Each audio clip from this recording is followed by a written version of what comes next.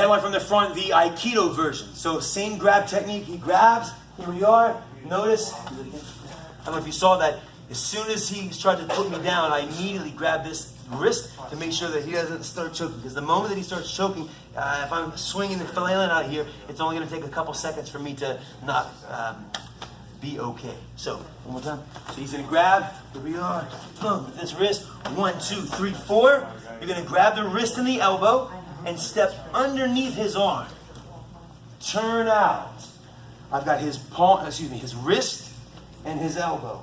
The hand that was under the elbow is going to come on top of this elbow. And I've got to lock him in place. So to do that, I'm going to lock my arms, extend.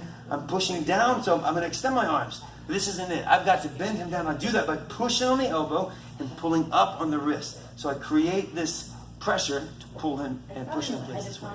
From here, I don't want to just drop him, especially if he's bigger than I am. I need to get him off balance in order to then take him down. So you're going to turn a quarter of the way, get him off balance, and then you drop straight down. Stay there. So the move without him looks like this. I've got him. I'm not going to pull him, right? I'm here, turn, get him off balance. He falls, you drop straight down. All the while, your arms are locked in place, okay?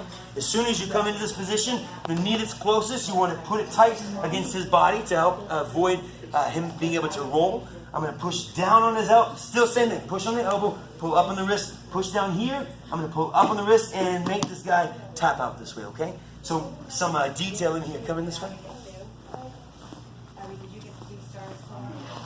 So when you're doing this elbow, so here's the bone, like the knuckle of his elbow, right? So where does this hand go? Sometimes students put it on the tricep because they feel like they got more meat here to grab, or their shoulder even. The problem is he's got a big muscle, big tricep, big shoulder, and if I try to hold him here, he's going to be able to bend this elbow and he's going to be able to get free much easier. I need to create a lot of pain in this area. So here's the knuckle of his elbow, the center of your palm. That's where you put it. And then you're going to roll your hand. That's it. So sometimes I see students try to put a karate chop or something on the tricep. Unnecessary. Palm, middle of your palm, on that bone.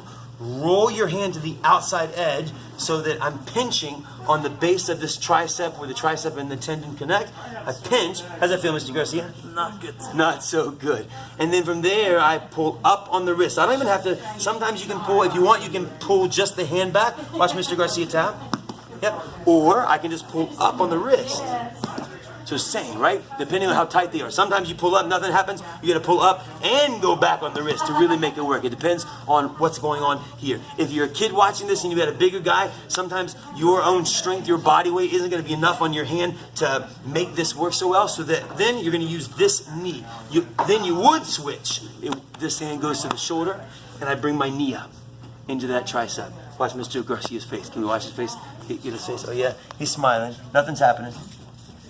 Oh yeah, it's just my knee. That's a good game. Sorry, Mr. Garcia. Okay. Okay.